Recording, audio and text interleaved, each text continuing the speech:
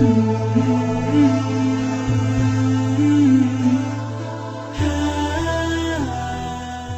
Ibu jamaah zuhur yang dimuliakan Allah, di dalam surat Yusuf ayat ketiga, di situ dikatakan Allah, Bismillahirrahmanirrahim, Nahnu nakussu 'alaika ahsanal qasasi bima auhayna ilaika hadzal Qur'an wa in kunta min qablihi laminal ghafilin.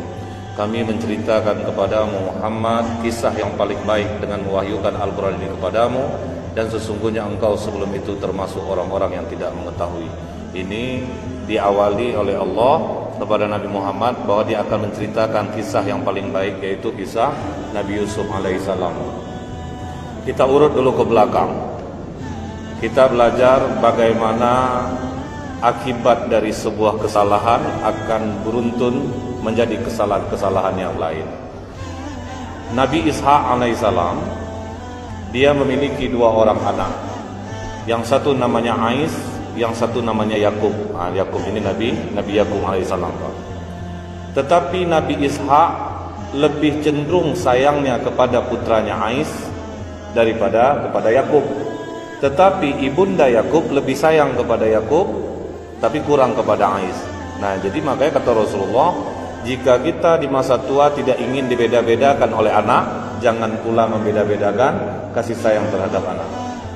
Setelah itu, ketika Nabi Ishak mulai tua, Nabi Ishak memanggil putranya Ais. Wahai Ais, aku ingin engkau membuatkan makanan untukku. Tetapi berita ini lebih dahulu didengar oleh ibunda Nabi Yakub alaihissalam. Dia bisikkan kepada anaknya, cepat kau hidangkan makanan untuk ayahmu, selagi Ais masih memasak makanan. Sehingga Nabi Yakub lebih duluan membawa makanan kepada Nabi Ishak alaihissalam. Melihat itu, Nabi Ishak dalam keadaan rabun matanya, dia katakan, suaramu suara Yakub, tapi memang aku memerintahkan Ais tadi untuk memberi kau makanan. Dimakan oleh ayahnya Yakub. Kemudian apa kata Nabi Yakub? Wahai ayah, doakanlah aku.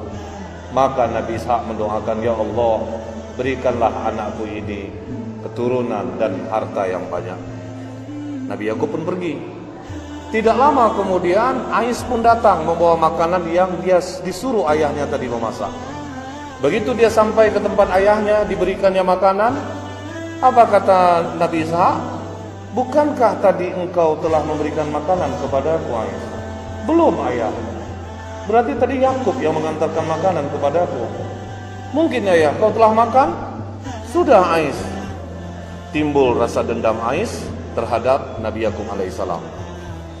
Kemudian apa kata Ais? Wahai ayah, doakan aku agar aku memiliki kekuatan dan pasukan yang banyak. Nah, jadi itu permintaan doanya kepada Nabi Ishak yang sudah tuanya mulai rabun matanya.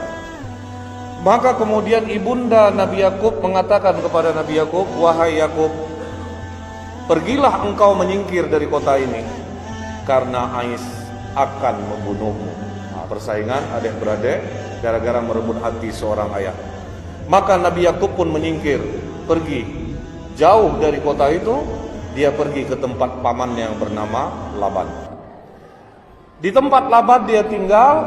Kemudian pamannya ini memiliki dua orang anak perempuan.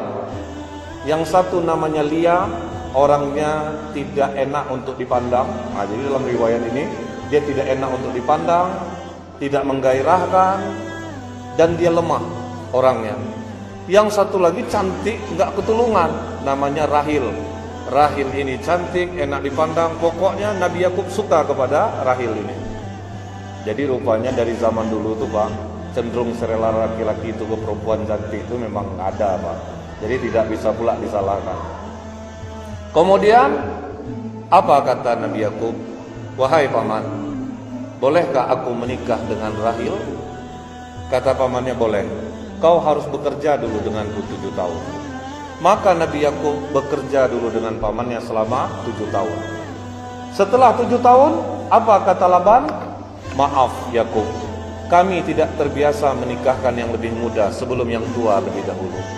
Kalau kau memang mau dengan Rahil, kau nikah dulu dengan Lia. Jadi syariat agama waktu itu Pak membolehkan laki-laki menikahi dua orang saudara kandung, tapi satu dulu.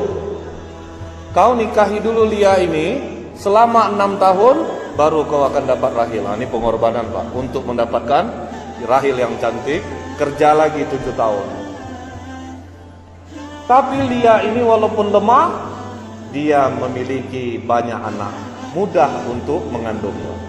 Jadi walaupun dia lemah, tapi mudah untuk mengandung. Tapi sama sekali Nabi Yakub tidak mencintai Lia ini. Tertarik pun dia tidak. Sama sekali dia tidak tertarik dengan Lia. Tapi beranak juga. Terus mengandung dan melahirkan. Setelah 7 tahun, baru kata Laban, wahai Yakub, saatnya engkau menikah dengan Rahil. Nah, baru dapat Rahil.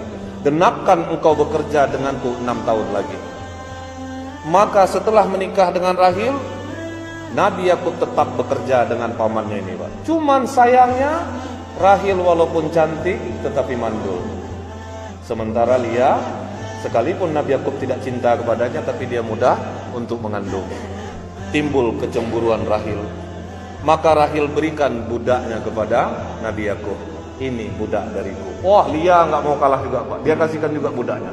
Sampai anak Nabi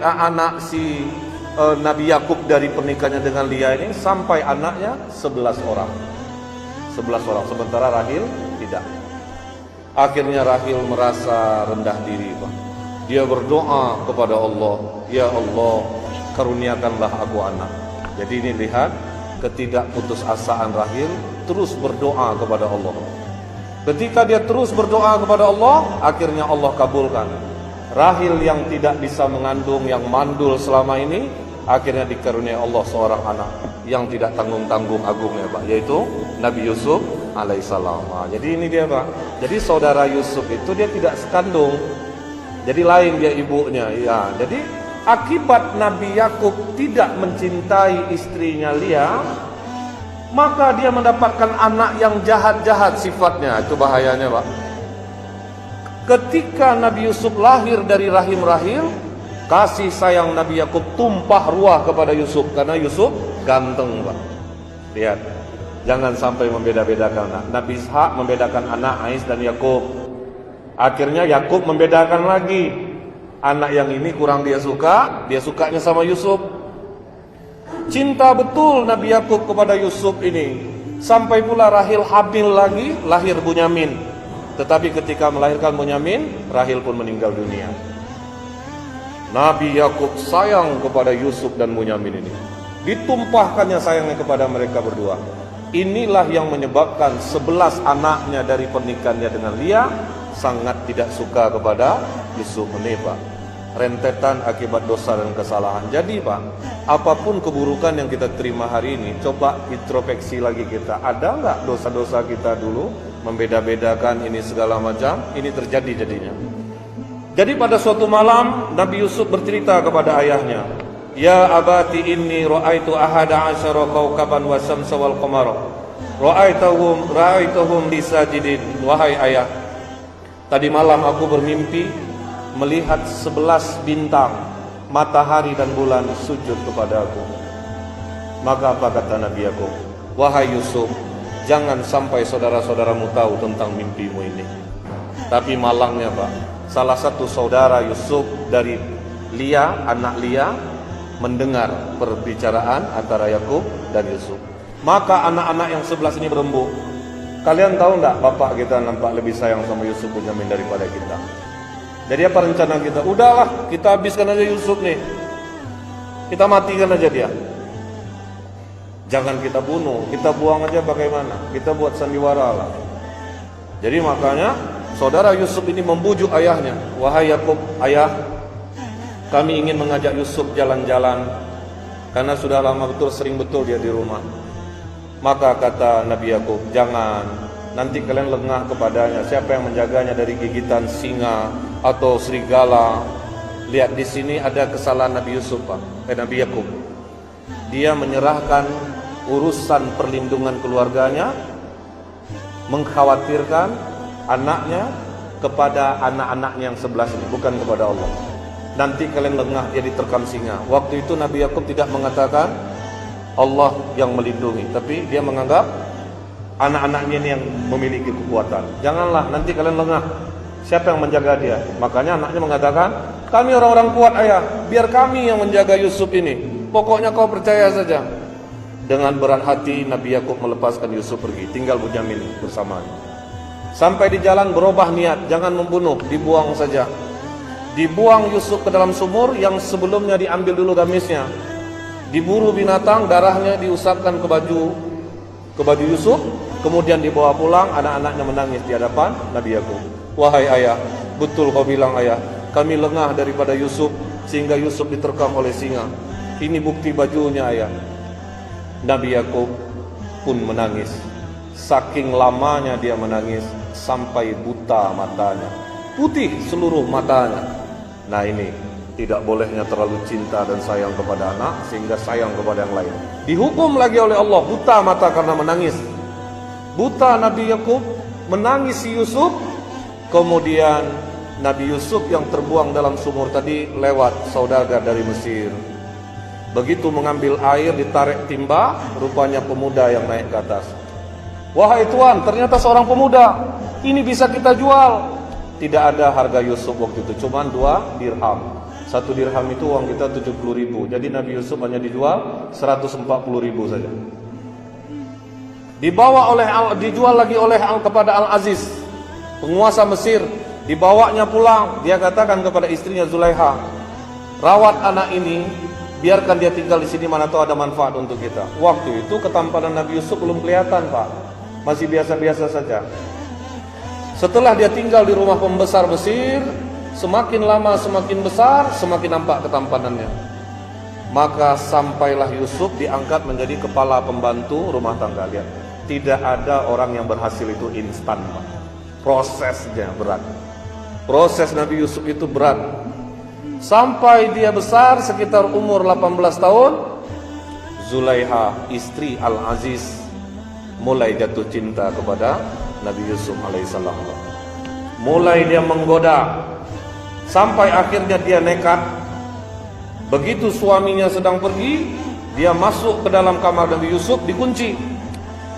Kemudian ketika dia mengunci itu, dia katakan kepada Yusuf, Yusuf, aku sangat tertarik kepadamu. Ma Yusuf, layani aku. Tapi lihat Pak, dalam Al-Quran apa kata Allah? Dan sungguh perempuan itu telah berkehendak kepada Yusuf, dan Yusuf pun berkehendak kepadanya. Lihat, Al-Quran tidak menutupnya Pak. Jadi Zulaiha mau dengan Yusuf, Yusuf pun mau sama Zulaiha Pak. Mau sama-sama melakukan. Tapi Allah tolong Nabi Yusuf Pak.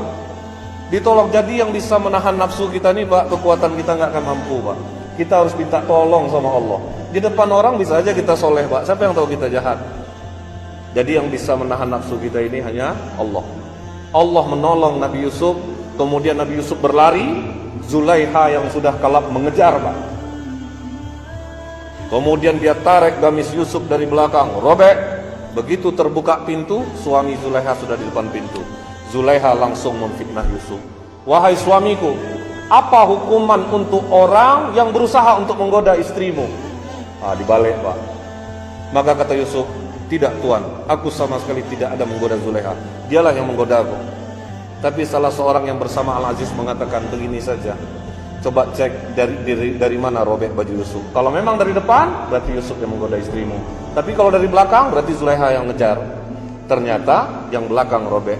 Maka kata Al-Aziz, Yusuf, tolong rahasiakan cerita ini, jangan sampai masyarakat tahu. Jadi sebat Pak, disuruh tutup mulut, jangan sampai orang lain tahu.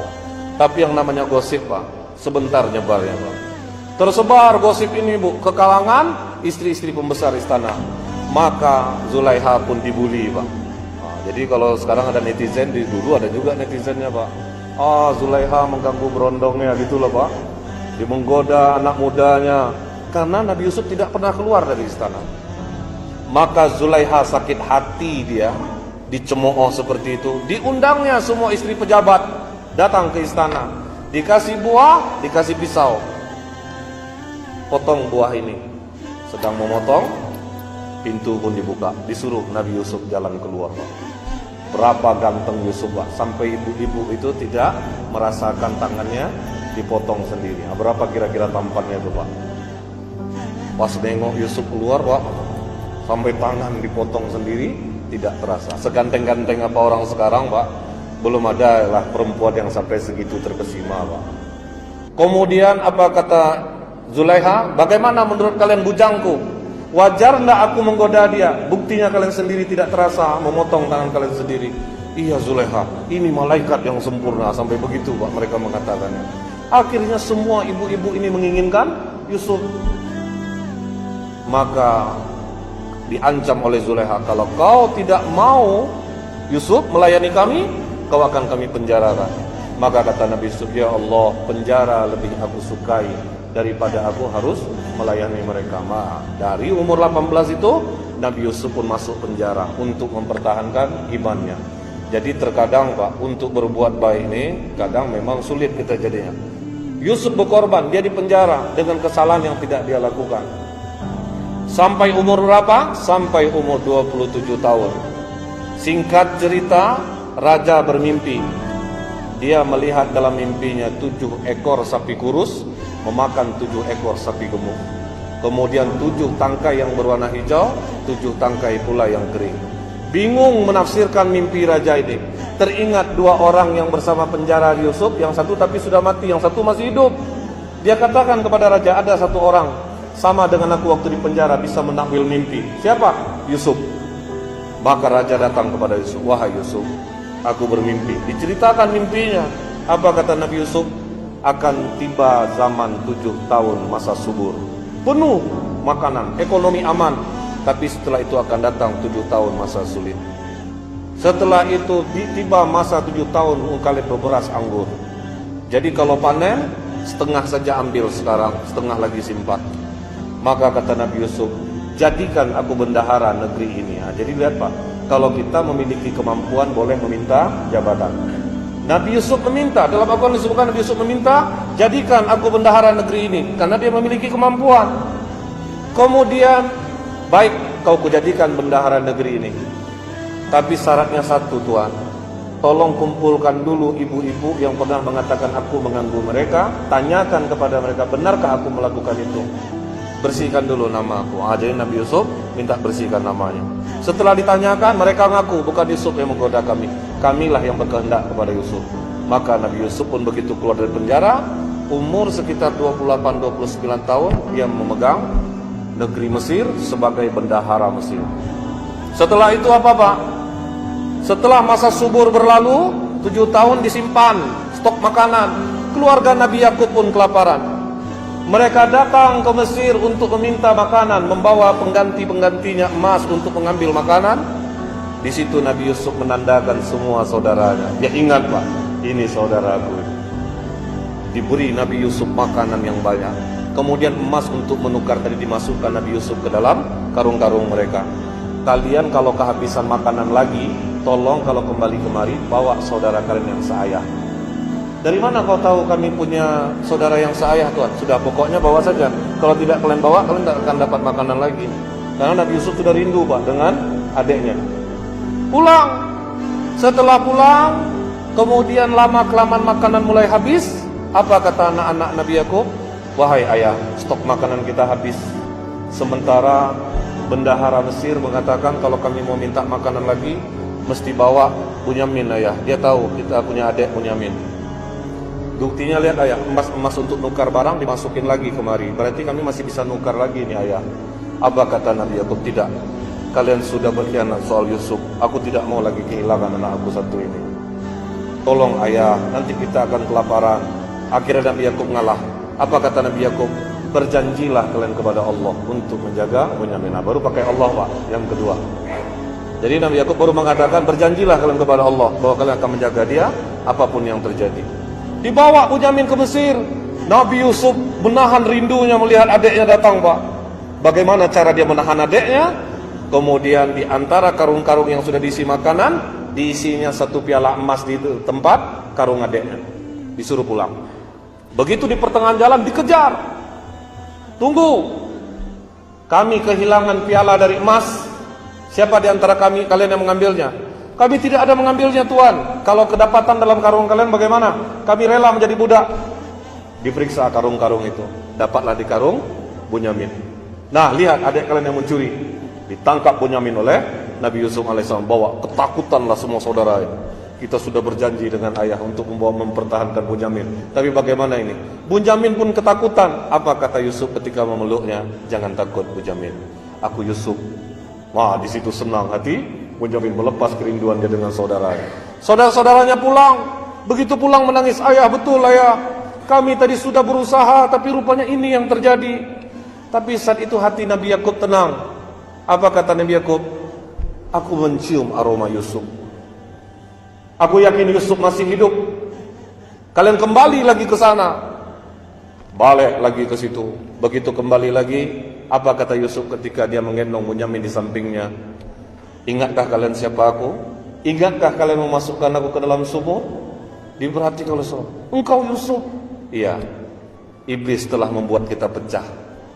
Jadi kalian pulanglah dulu, bawa gamisku ini kepada ayah, gosokkan ke matanya agar dia bisa melihat kembali. Jadi dibawalah gamis Yusuf pulang.